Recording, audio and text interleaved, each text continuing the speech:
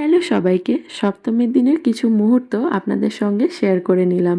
প্রথমে সকালবেলায় আমাদের বাড়ির পাশ থেকে এরকম ঘট পুজো করে নিয়ে যাচ্ছিল কলা বউকে নিয়ে বসাবে বলে, তো সেটারই একটা ভিডিও ক্লিপস নিয়ে নিয়েছি। এরপরে আমি আর আমার কুটু চান করে রেডি হয়ে আমার বাড়ির চারপাশে যে সমস্ত ছোট ছোট প্যান্ডেলগুলো রয়েছে ওকে সেটাই সাইকেলে বসিয়ে দেখিয়ে এনেছিলাম।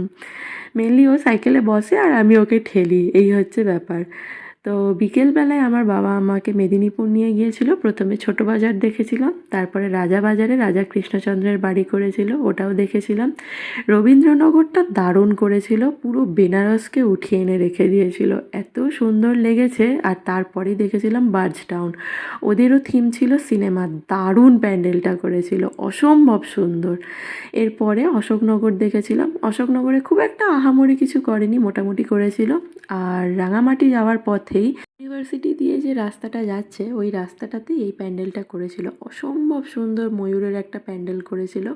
রাঙামাটি এবছর কী করেছে আমার জানা নেই, কী শস্য শ্যামলা একটা থিম রেখেছিল, ভালো লাগেনি আমার। ওখান থেকে গিয়েছিলাম বিধাননগর, বিধাননগরের ঠাকুর দেখে ছোট ছোট অনেকগুলো প্যান্ডেল দেখেছিলাম, তার ক্লিপস আর নিইনি।